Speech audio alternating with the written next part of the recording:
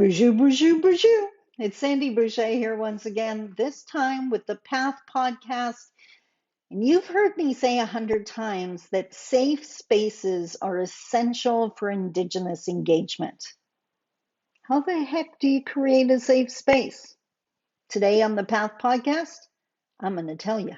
You might want to grab a pen for this one. Let's talk about it.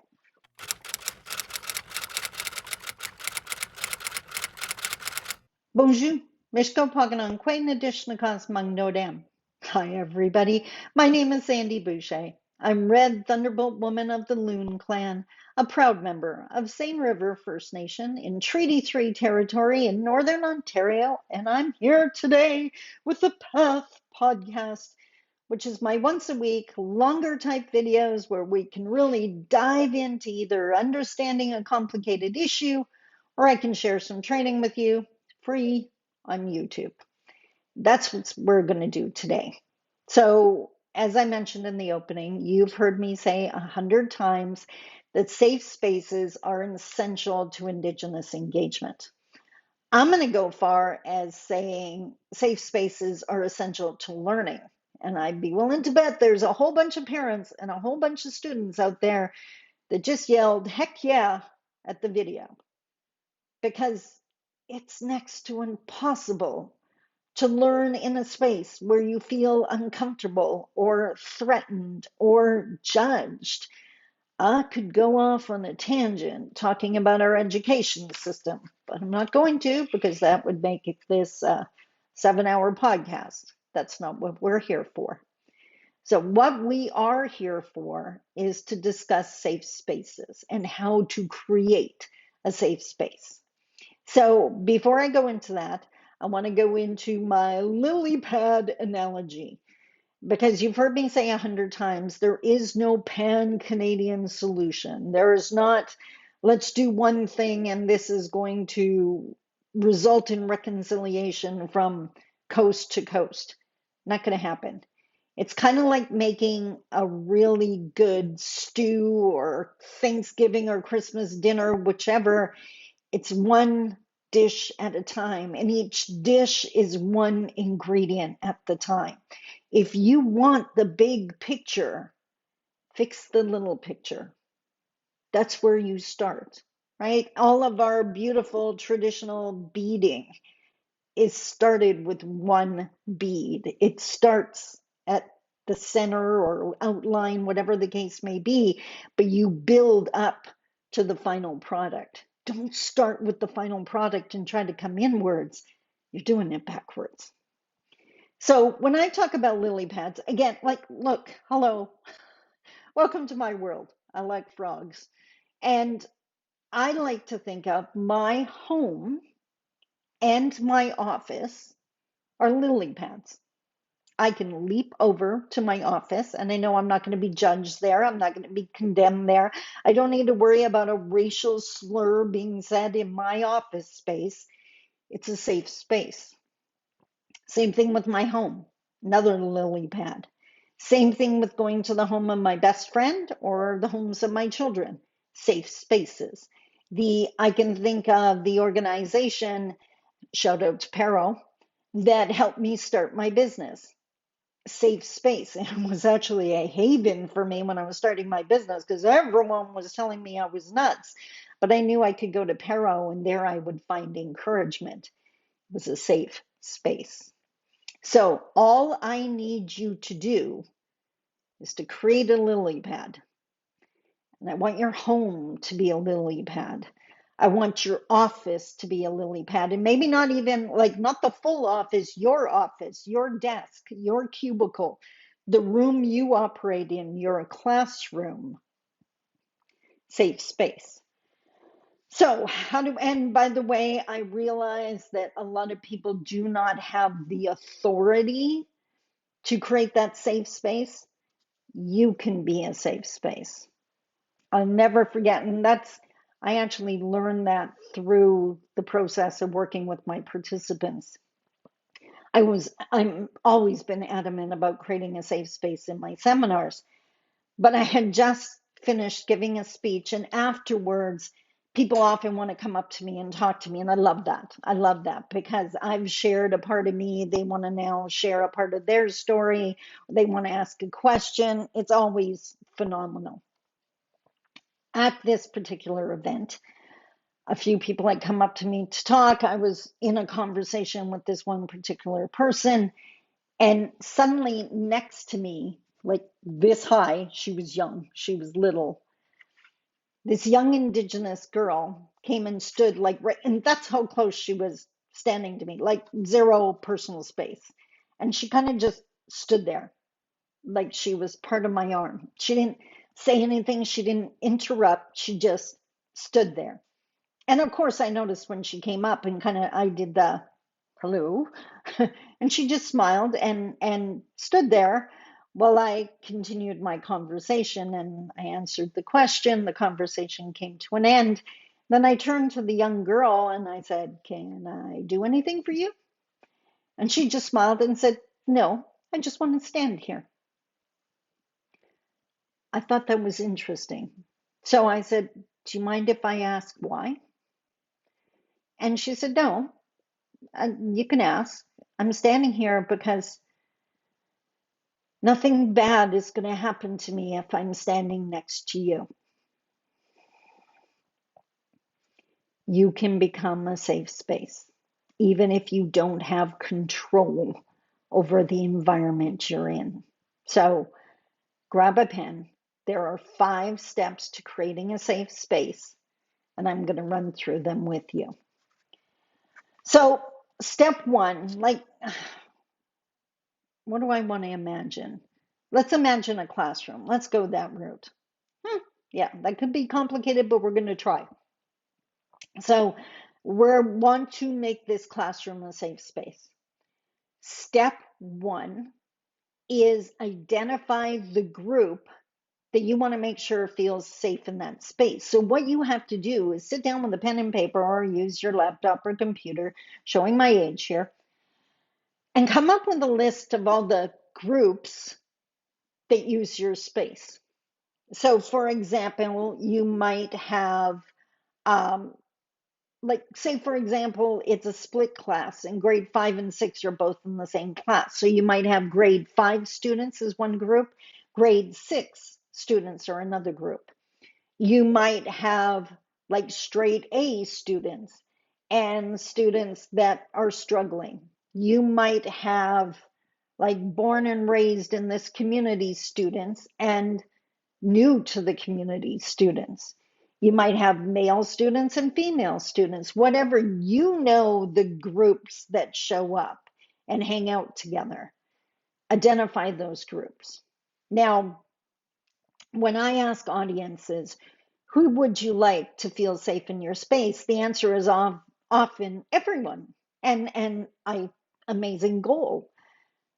You can start big, remember? So what you have to do, what I want you to do is come up with that list of all the groups. You might have parents coming into your space. You might have EAs working there. You might have other teachers, I don't know, cleaning staff, whatever the case may be. Come up with the list of people that use your space. And what you have to do is go through this process separately for each group on the list. Now, I heard you groan. I heard some people out there, oh, that's a lot of work. In the words of Pam Palmer, if it's convenient, it's not reconciliation. If we didn't have to change things, we wouldn't be having this conversation. It is worth the work. And on top of that, by the way, what's going to happen if you do the process with each of the groups, you're going to come up with commonalities at the end, and that's going to work in your favor. So step 1, identify the group. Next, you need to get together a group of people, 4, 5, 6 people that represent the first group you've chose to work with. Remember, when we're going to work with them all separately, pick one group to start with. So you need like a focus group, an sample of people from that group. Create a safe space so you can have a discussion with them. You don't want to intimidate the daylights out of them. They got to be able to speak freely. Oh, I need to eat something, sorry. What you need to ask them, give them a couple pieces of paper or two flip chart papers or whatever the case may be. They can do it as a group, they can do it individually, they can do a combination of both, your choice. But what you need to come up with is what they, one sheet of paper, what they would expect to find in a safe space, and two, what they would never exist in a safe space. You cannot do this exercise because if it's your classroom, you already feel safe there. It's important if you're trying to reach a group, and by the way, if there's a group of people that never come to your space and you wish they would, then this is a really important exercise for you to do. Go to them because they're scared to come to your space and find out. Now, I'm not talking about paint color. When you come with the list of what should be in the space, you might hear things like, I feel like I'm valued in the space. I feel like I'm heard, that my voice, they hear me in that space. I feel physically safe in that space. I feel welcomed, like they're happy to see me in this space. Those kind of things. On the list of what should never happen in the space, being insulted, being embarrassed, being centered out, having to endure racist slurs, being scared for my physical safety, those kind of things. Oh, excuse me, I gotta, it's getting near lunchtime here. I definitely should eat something. So, step one, identify the group. Step two, come up with the list of what should and shouldn't be in the space. Hopefully, it makes sense so far. Step three, what should be in the space? You're just going to set that aside. That's pretty clear. Make sure that stuff happens in your space. That's pretty self explanatory. What you're going to do now is expand on that what shouldn't be in the space. Step three is the consequences and responsibilities. So, what you need to do is ask the group. For example, racial slurs was on the list of should never happen. So, ask them if someone uses a racial slur, what should happen? What should be the consequence? And who's responsible for imposing that consequence?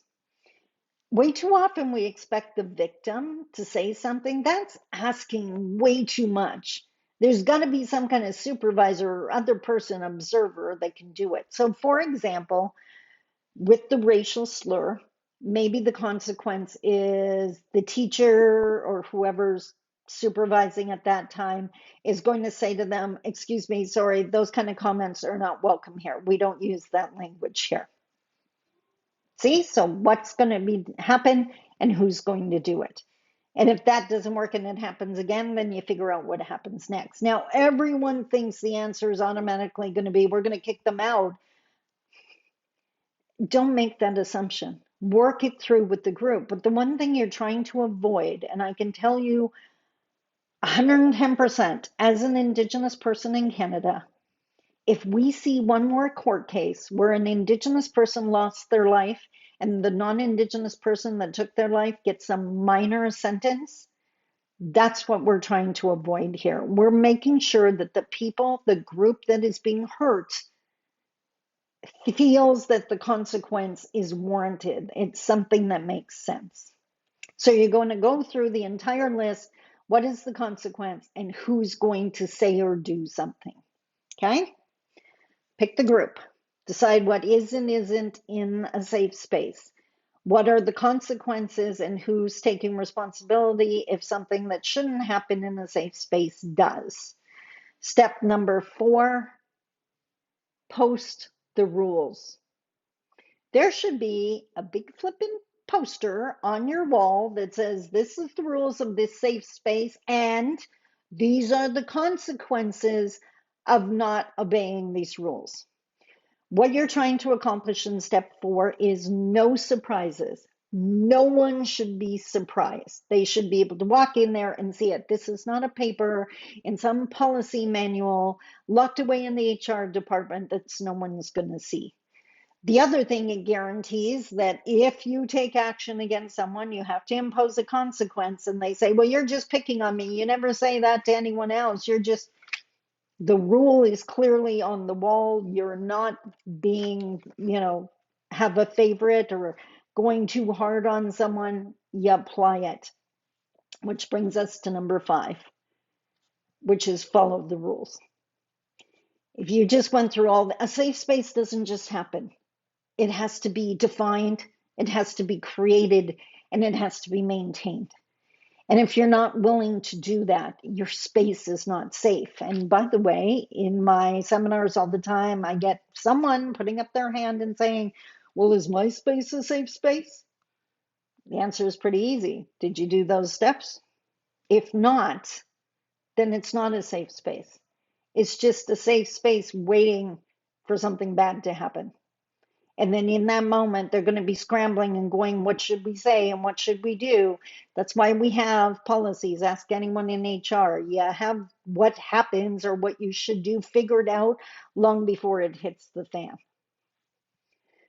It's worth the process. And by the way, I used to teach at the college. I taught a couple semesters, and the very first class with my students was this exercise. Okay, guys, you're going to use the space.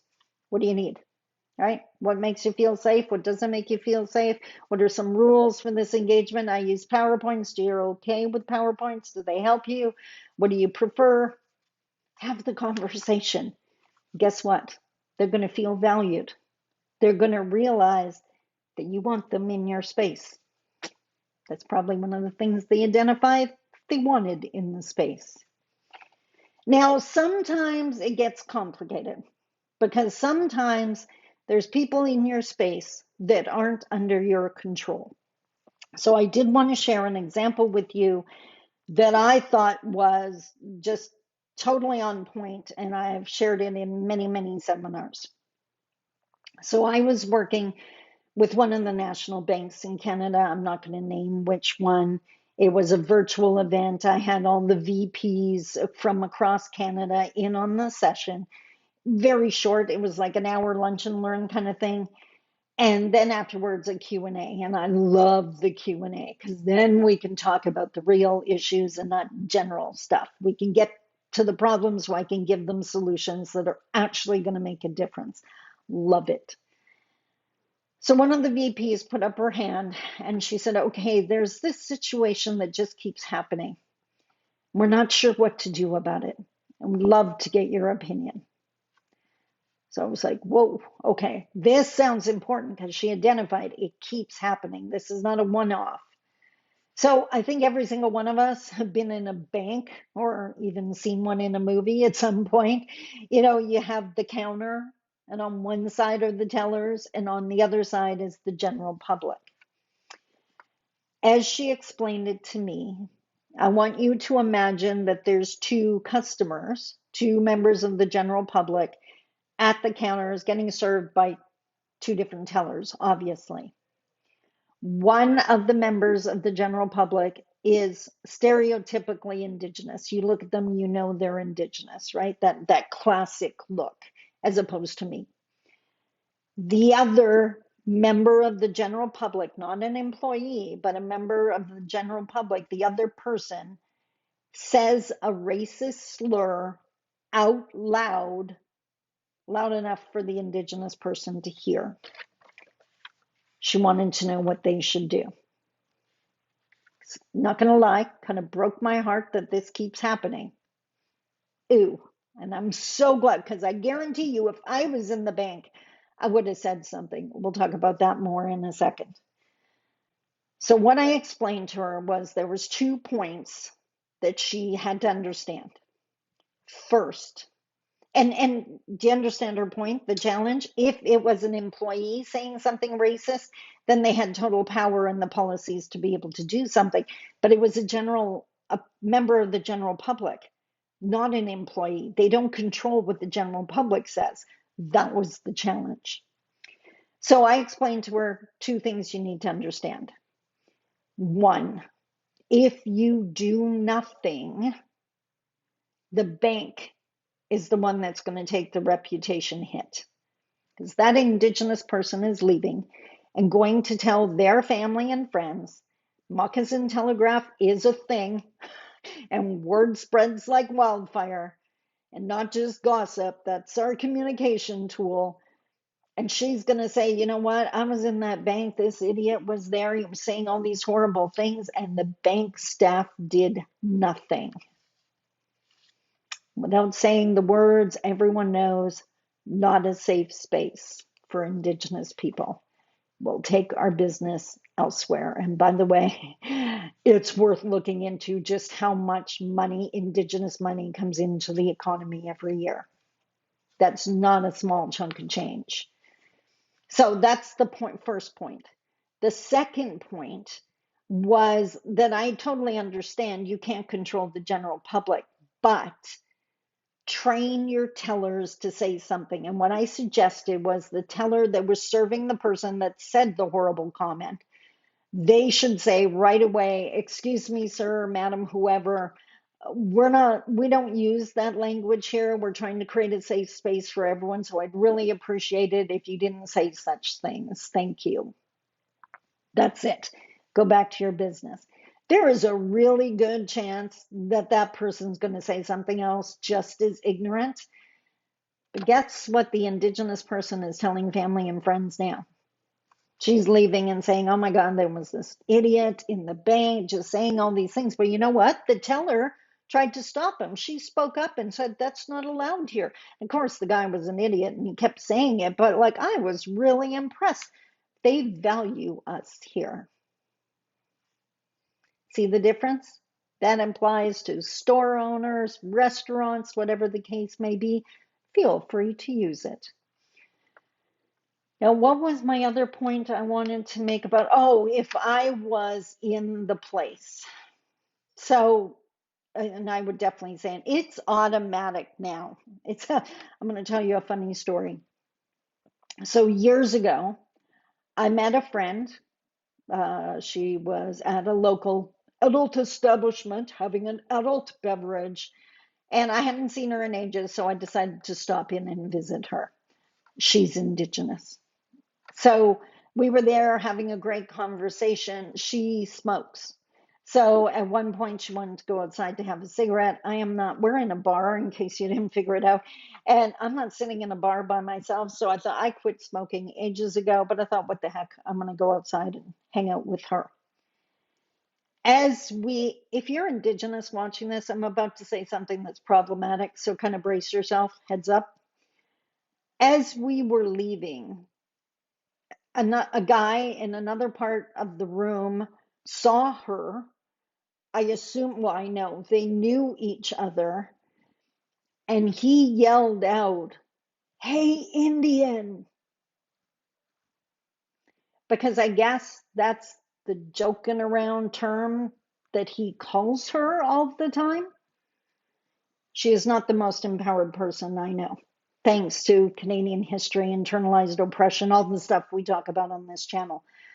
Without even thinking of it, it was a natural gut reaction. I spun around to look at him. I have no idea what the expression on my face was, but my girlfriend grabbed my arm right away and went, "No, Sandy, no." I don't know what she thought I was going to do, but he saw the look on my face. And instantly, to his credit, blood red instantly and went, "Oh my God, I'm so sorry. I didn't mean anything by that. It's what I say to her all the time." So I just looked at him and said, "But we're not going to say that anymore. I understand that she's allowed it up to this point. No. Hard pass, no. You now know better. You're not going to do that anymore, right?" And he just went, "No, no, I absolutely won't." So I guarantee you, if I was there, I would say something. The other thing that I teach people to say, if like grocery store lineup, someone says something ignorant, right at, same kind of situation. People love to talk out loud when they're saying something totally idiotic. What I teach people to say is, ouch. Like, ouch, that was rude. Ouch, that hurt. Ouch, I can't believe you said that. Ouch. not in my city. Ouch, not in this country. Smarten up. All you got to say is ouch. And what happens when people hear you say, and you got to say it loud with enthusiasm, people are going to turn to look at you because you said ouch. They're going to see that you're not hurting, you're not bleeding or anything. So then their mind goes to, well, what inflicted pain? Because the word ouch implies inflicted pain. And now they're looking at the person that said the ignorant comment. You don't need to argue with them. You don't need to say anything else. Leave them be. But guess what? Everyone in that gathering, in that space with you, just realized, yep, that was inappropriate. And she was gutsy enough to say something. Nothing changes if nothing changes. And what is that famous poem? Like if they're coming after some other group and you say nothing, and then they go after another group and you say nothing, eventually you're the group they go after, and there'll be no one to defend you either. We got to do better. So there you have it. How to create safe spaces. Identify the group that's going to use your space. Get them to list off what should be and shouldn't be in the space. Come up with the rules and consequences when someone breaks a rule of the space. Post the rules, enforce the rules. I hope that makes sense. That's a whole day seminar condensed into one podcast episode. You can do it. You can create a safe space, one lily pad at a time. And I'm looking forward, me and my friend, I'm looking forward to hopping over to your lily pad. Until next week, I hope that made sense. Comment below. Love the comments. Thanks for coming out. Don't forget to like, subscribe, notifications, that stuff. You know it. Talk to you next week, or I guess on Monday with my next shorter video. I love you. Take care. Bye bye.